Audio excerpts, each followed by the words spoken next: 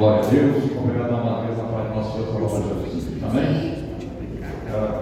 Muito bom mais poder estar aqui nessa noite para participar do corpo e do sangue do nosso Senhor Salvador Jesus Cristo, né? Nós estamos comemorando a morte do Senhor até que ele venha, né? Então a gente, antes de entrar na palavra da ceia, eu vou falar um assunto sobre as tempestades. Quando eu preguei sobre a tempestade lá em Itaquá, e hoje eu vou estar falando também sobre ela, a tempestade, porque essa tempestade que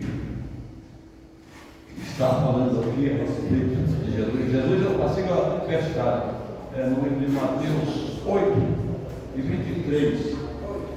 Vamos ler aqui, depois a gente vai entrar na ceia e assim o final vai ser grande. Vamos prestar atenção, porque nós aproveitamos a palavra de Deus, prestar atenção, porque isso é comida espiritual, irmão. Todas as palavras que é falada aqui é comida espiritual para nós crescer espiritualmente. Aleluia! Todo o quarto de aqui, todos que vieram, a nossa irmã com essa palavra linda, maravilhosa, que vieram explicando que nós se preparar para não ficar nosso tipo de conduta e nossas amizades. Então a palavra ensina tudo. O nosso irmão agora usou para falar de outro assunto maior de cada um. Isso é tudo palavra que une conosco para nós sair daqui alimentado. Porque não é só o pastor que traz a palavra de alimento, mas começa a dar parte da hora que cada um de vocês tem a oportunidade. Todas as palavras que é falada aqui, através de cada um de vocês, é alimento espiritual para nós. O pastor se alimenta, às vezes, com Deus usando vocês. Aí fala com o pastor, fala com o pai aqui em cima. Às vezes nós estamos tudo preparado, Deus está falando, usando vocês, para dar um sinal para nós, para dar uma resposta para nós, e uma confirmação. E assim a igreja vai andando, em nome de Jesus Cristo, né? E é dessa forma, né? E assim nós vamos estar meditando, e cumpre que a palavra já foi falada nessa noite, que ela não volta vazia, ela toca em nosso coração e ela cria preocupação dentro de nós, ela cria muitas outras coisas que servem para nós no mundo espiritual, né? Então está aqui, Mateus 8 e o 23, ele fala assim: entrando no barco, seus discípulos o seguiram. E eis que no mar se levantou uma tempestade grande, que o barco era coberto pelas ondas, e ele, porém, estava dormindo. E o seu discípulo aproximou-se dele e despertaram, dizendo: Senhor, salva-nos, que perecemos. E ele disse-lhe: por que temeis, homens de pequena fé? E então, levantando-se, repreendeu o vento e o mar, e seguiu uma grande bonança. E aqueles homens se maravilharam, dizendo: quem é este que até o mar e o vento lhe obedecem? Amém? Glória a Deus. É uma palavra riquíssima e poderosa.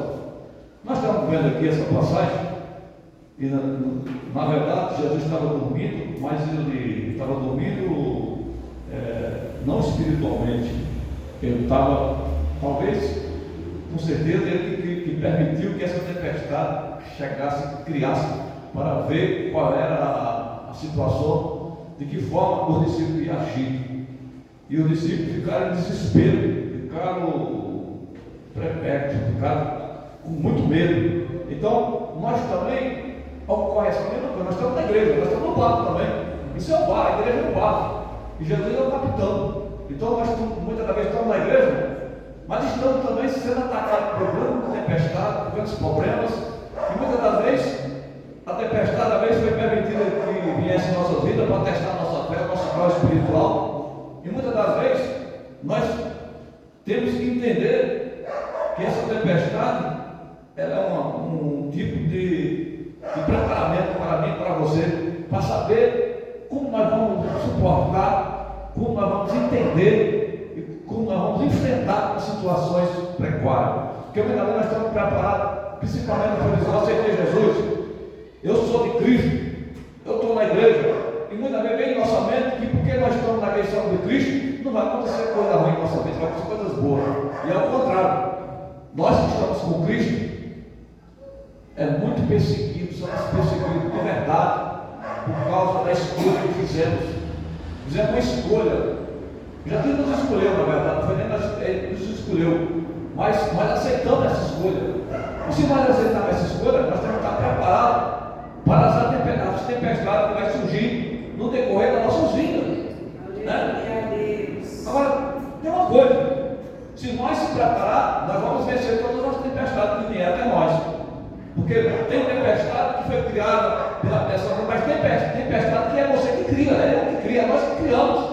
Então nós temos que ver qual é a situação que estamos enfrentando. Se nós estamos gerando uma tempestade na nossa vida, ou nós estamos enfrentando uma que Deus está permitindo, ou nós estamos fazendo por onde de gerar tempestade na nossa vida. E se é isso, é fácil. Porque se é você ver o que você fez e causou essa tempestade, e agora não fazer mais isso, deve se acalmar, e você vai ter o poder de dar um basta nela através da palavra de Deus, né? Onde nós aprendemos isso? Onde nós conseguimos fechar essa palavra com chave de ouro e entender essa noite para sempre? Porque muitas vezes a gente tem uma palavra que encaixa com essa aqui, que dá o ponto final que nós precisamos dessa noite, mas nós daqui a pouco nós vamos fazer para você. Uma palavra riquíssima.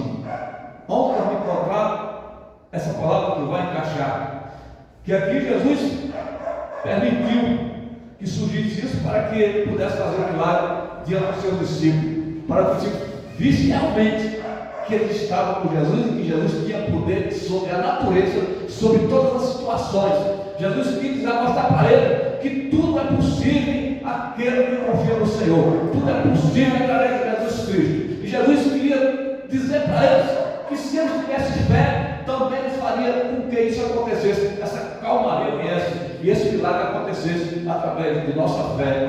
Porque muitas das vezes nós estamos na igreja, mas às vezes acontece uma coisa na sua casa, você precisa não chamar o pastor, ou chamar fulano, não. Se você é de Cristo, está em Cristo, você mesmo vai usar da autoridade, vai repreender esse mal, vai repreender essa tempestade, e você vai ver que Deus vai te atender pelo fato de você confiar na palavra dele. Porque muitas das vezes, se você está na igreja, mas se você estiver confiando no homem, certo. Você tem que confiar em Jesus, você tem que confiar no Senhor. O pastor é somente auxiliador para você criar fé. O pastor é auxiliador para você gerar dentro de você uma confiança e uma fé na parte de Deus. E a palavra de Deus que diz isso, né? Porque o Senhor não quer que nós se apegamos a homens nem a ninguém. Nós temos que amar uns aos outros, mas não ficar dependendo um dos outros. Nós temos que ser dependentes de Cristo. Porque as igrejas grandes fazem isso? Que é o povo dependendo dos pedreiros, que é, não, só vai ser bênção se passar pela oração do fulano, só vai ser bênção se fulano tomar uma cabeça, só vai ser bênção se fulano dá o azeite, só vai ser bênção se tomar água no Senhor. Isso é tudo mentira. Nós vamos ser bênção para obedecer a palavra de Deus. Vamos ser bênção para se confiar na palavra do Senhor Jesus Cristo. Só vai ser bênção se der R$1.000, só vai ser bênção se der uma oferta grande, só vai ser bênção se der um monte de dinheiro. Não é nada disso. Porque muitas vezes você quer até ajuda a igreja, mas você não tem. Como é que você vai dar se você não tem? Então, nem todas as vezes nós vamos ter dinheiro para dar na igreja, nem todas as vezes nós vamos ter condições de ajudar a igreja, mas não é por isso que vamos deixar de ser crente. Nós temos que pedir a Deus força e confiar, e o líder da igreja que está cuidando da igreja não vai poder atirar a pé de ninguém, porque ele não está tendo condições de ajudar a obra. Pode ser que ele não esteja hoje, mas amanhã Deus pode levantar ele, mas Deus pode levantar e fazer as coisas acontecer e a mudança não chegar. É isso, porque muitas vezes as pessoas estragam a obra de Deus por causa do dinheiro, por causa dos bens financeiros. Porque quando uma parte aqui não consegue fazer, Deus usou outra para fazer. Mas a igreja não para.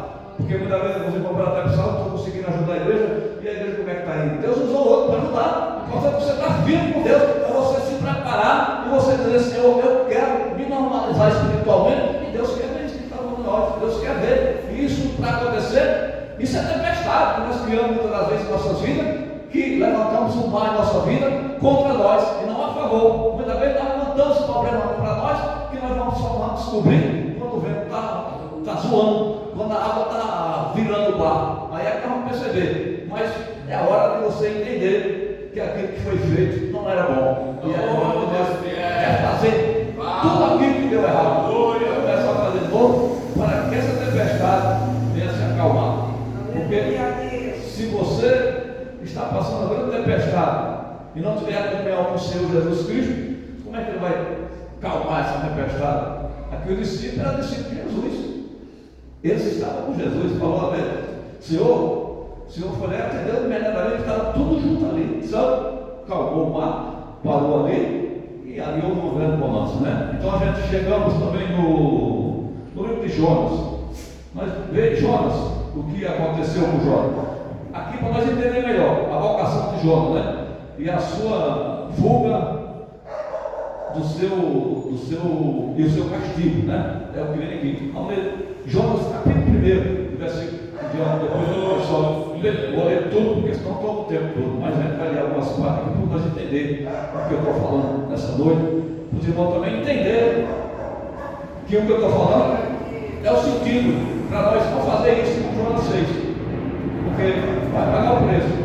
Mas interessante que aquele que é chamado por Deus, por mais que ele queira fugir, Deus não permite que ele fuja. Deus dá uma situação, e ele não paga mais o preço, mas ele não vai ter a oportunidade de fugir para sempre, que Deus dá um jeito. Então, resolve com ele. Glória a Deus, aleluia. Então vamos aqui para nós entender, né? Fala assim, Jonas capítulo 1, versículo 1, fala assim: e veio a palavra do Senhor a Jonas, filho de Amitai, dizendo: levanta-te e vai à grande cidade de Nínive e clama contra ela, porque a sua malícia subiu até mim. E Jonas se levantou para fugir de diante da face do Senhor para Tarsis, e descendo a Jope, achou um navio que ia para Tarsis, e pagou pois a sua passagem, e desceu para dentro dele, para ir com ele para Tarsis, diante da face do Senhor. Aí aqui mas o Senhor mandou um grande vento, e fez-se o mar uma grande tempestade, e o navio estava para quebrar-se. E então tenderam os marinheiros e clamavam cada um ao seu Deus, lançando-se no mar as fazendas que estavam no navio, para os livrar do seu peso. E Jonas, porém, desceu ao lugar do porão e deitou-se e dormia um profundo sono. E o mestre do navio chegou-se a ele e disse-lhe: que tem, dormite? E levantando-se, invoca o teu Deus, talvez assim Deus lembre de nós, para que não perecemos. E dizia cada um ao seu companheiro: vinde, lançamos a sorte, para que sabemos por que causa nos sobreveio este mal. E lançaram a sorte, e a sorte caiu sobre Jonas. E então disseram-lhe: declara tu agora por que razão nos sobreveio este mal, e que ocupação é a tua, de onde vem, qual é a tua terra, de que povo és tu? E ele disse: eu sou hebreu, temo ao Senhor Deus do céu, que fez o mar e a terra seca. E então os homens encheram-se de grande temor e disseram: por que fizeste tu, pois sabemos o homem que fugia diante do Senhor, porque ele lhe tinha declarado. E disse-lhe então: que faremos nós para que o mar se acalme? Porque o mar estava engrossando cada vez mais. E ele disse-lhe: levanta-me e lança-me ao mar, e o mar se aquietará, porque eu sei que por minha causa vos sobreveio esta grande tempestade. E entrando os homens, remavam, esforçavam para alcançar a terra, mas não podia, por causa do envolvimento cada vez mais forte. E ele então clamaram ao Senhor dizendo: Senhor, nós te rogamos que não perecemos por causa da vida deste homem. Não ponha sobre nós o teu sangue inocente, porque tu, ó Senhor, fizeste o que te aprovaste. Então levantaram Jonas, lançaram ao mar, e cessou o mar da sua fúria. Amém? E temeram ao Senhor, fizeram o holocausto, e ali foi uma mudança, veio tudo. Então, nós estamos vendo nessa passagem que acabamos de ler, o mal que causa quando o homem desobedece a Deus. Nesse ponto que eu quero pegar aqui, porque nós estamos vendo uma história que aconteceu por causa de um mandato que Deus disse: vai lá na cidade de Nínive e prega para aquele povo, porque a malícia dele, o pecado dele chegou até a minha narina. Então você, que é meu profeta escolhido, vai lá fazer esse trabalho. Então o que Jonas não quis ir, fugiu.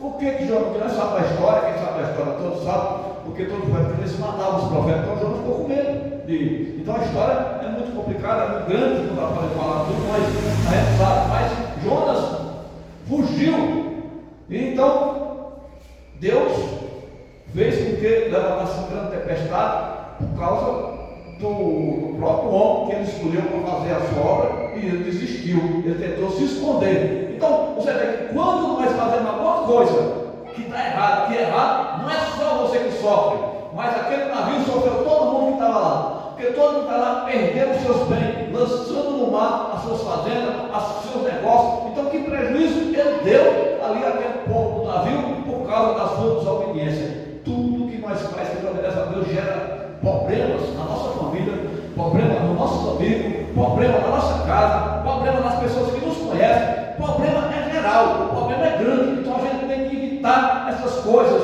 porque nós somos servos de Deus. Nós entendemos que se o Deus mandou eu para um lugar, eu tenho que ir, porque Ele vai me honrar. Se Ele mandar, Ele vai me dar a capacidade que é necessária para me fazer algo. Agora, se Ele não mandar, não vá, porque acontece também de pessoas, da mesma forma que Deus manda e a pessoa não vai cobrar, também da mesma forma que Deus não manda e a pessoa vai dizer que foi Deus que mandou, também vai pagar alguém por isso. Porque tem muita gente que Deus não mandou, mas ele vai para lá, vai para cá, dizendo que Deus mandou, e estão sofrendo por aí. Milhares de pessoas sofrendo dessa situação também, porque está sem entender a palavra de Deus. Muitos não querem pregar a palavra de Deus, muitos querem pregar, mas não tem chamado de pregar. Muitos querem fazer a obra, mas Deus não mandou ele fazer. Tem muitos que têm chamado, fogem da situação, né? Pessoas que têm unção, têm palavra, têm tudo, mas fica fugindo, fica para lá, fica para cá. Aí a tempestade chega na sua casa, chega na sua família, chega no seu trabalho, chega de uma forma ou de outra, e você fica sem entender por que me está acontecendo isso, porque você está com a palavra na mão, mas você quer achar que você é dono da palavra. Eu não sou dono de mim mesmo, você não é dono de você mesmo, nós não somos dono de nós mesmos. A palavra diz isso, você não é dono seu,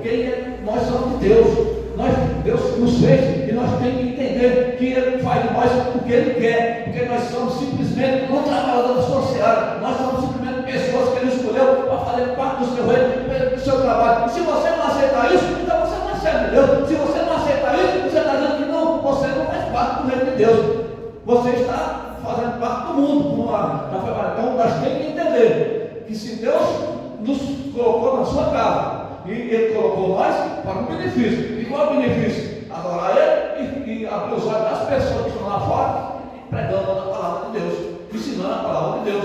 Então é isso que o Senhor quer. Então vamos ser tementes ao Senhor, vamos ser valentes na palavra de Deus, não vamos fugir do chamado que Deus tem para cada um de nós.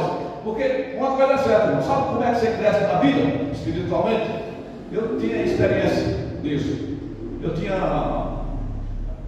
não sei se eu tenho crachá ainda, eu tenho crachá do Saboé, que eu entrava direto no Saboé toda quarta-feira, até o cara me deu um crachá já, lá no recebedorio me deu um crachá para mim entrar. Toda quarta-feira eu estava lá, toda quarta-feira eu orava. Eu tenho um livro cheio só de pessoas que aceitaram Jesus, pessoas que eram curadas, pessoas que eu cheguei outra vez no Saboé, estava andando com umas pessoas, cheguei lá, a mulher gritou: pastor, vem aqui. A mulher chorou quando me viu. Eu disse: olha, pastor, eu estou chorando porque quem era para esse trabalho era eu. Mas porque eu não quis ver essa alma trabalhar, eu estou doente aqui, estou aqui deitado aqui nessa cama, porque eu fui desobediente agora. Enquanto relatórios, nós achávamos que pessoas que diziam isso, que estavam doentes e não saíram da cama, porque Deus mandava ele fazer, mas ele não queria fazer. Muitos que então, irmão, nós temos que entender, nós não podemos ser covardes, nós temos que ser pessoas batalhadoras na obra de Deus. Porque quando você faz para o Senhor, o que acontece? Então, nesse tempo, eu estava na obra do Senhor, estava no Salvador toda quarta-feira, ia no Piraporinha também, também podia estar no Piraporinha, domingo, diadema no Piraporinha. Então a gente faz esse trabalho do hospital. Quantas pessoas que aceitou Jesus, quantas pessoas que Deus curou, quantas pessoas que receberam milagre da parte de Deus. Então nós fazemos isso nós temos que voltar de novo, porque isso faz a obra crescer. Mas era um poder tão grande, eu cheguei, que você estava na minha mão, e eu cansei de ver pessoas caindo enmoiadas, só quando eu dava a mão aqui, eu cansei de ver pessoas caindo enmoiadas nos meus pés, de longe, já não tinha jeito. Eu fui visitar uma quadra de futebol aqui, o cara me deu para na casa dele, eu cheguei lá, levantei a minha mão, lá caiu uns 3 pessoas enmoiadas lá na mesma hora. Então, e porque está faltando mais se aperfeiçoar de novo, buscar o que agrada a Deus. Deus ama esse trabalho de você ir orar no hospital, Deus ama esse trabalho de você orar para as pessoas que estão necessitadas, de você fazer a obra do Senhor. Quando você vai, você se enche do poder de Deus. O poder de Deus nem quando você trabalha, o poder de Deus nem quando você faz a obra. Quando você faz a obra, Deus derrama em você as condições necessárias para melhorar. Mas se você não quer fazer nada, Ele não derrama nada em você, porque você não quer fazer nada, Ele vai dar poder para quê se você? Porque para que você quer poder se você não vai buscar o poder de Deus? O poder de Deus vem através da luta, dos esforços e buscar o Senhor Jesus Cristo, né? Quantas vezes eu fui no monte 3 horas da madrugada? Eu ia fazer campanha de 40 dias, 3 horas da madrugada. Quem é que tem coragem de ir nesse monte aqui 3 horas da madrugada? Eu ia, eu sei que eu e o pastor, o pastor da Samara lá, o marido da Samara, o pastor Alexandre, nós fazemos uma campanha de 40 dias. E eu... Mas ninguém sabe quem é o Alexandre, só o irmão dele. Eu não estou nem conhecendo, não sabe, mas a gente ia de madrugada. E a gente ia toda quarta-feira, sexta-feira da madrugada, nós íamos 3 horas da madrugada, descia para o monte, só voltava às 6 horas da manhã. Cheio de poder, era maravilhoso. Isso é maravilhoso, isso é bom. A gente via e acontecia coisas maravilhosas lá no monte, né? Teve uma vez que eu fui com a minha sogra ainda era viva, eu fui com ela, a sobrinha das 6, e tudo, nós botamos uma coisa tão impressionante que o caminho veio, o caminho estava aceso, tem luz, eu vi uma luz chegando até na porta do centro do monte. Uma luz acesa, todo mundo viu, a minha sogra viu todo mundo aquela luz, coisa mais linda do mundo. A minha mãe pode vai acontecer com o futuro. Não sei, mas quando eu ia, nós íamos para Tantão, nós fazíamos muito culto lá no monte, era bom demais. Então, e descia o poder. Então o poder de Deus vem dessa situação, quando nós buscamos, quando nós se posiciona a fazer a vontade de Deus, o milagre vem. Então, o que nós pegamos com essa palavra? Essa palavra está dando uma aula para nós hoje. Não vamos desobedecer o mandato do Senhor Jesus Cristo. Podemos mandar você fazer, vai fazer. Não importa. Porque se ele mandou você fazer, você já está capacitado. Meu pastor, eu sei que as pessoas estão capacitadas, né? A gente já sabe que quem é que pode fazer as coisas. A gente vê, uma vez não faz. Por que ele não faz? Porque ele não está acreditando nele mesmo, no potencial dele mesmo.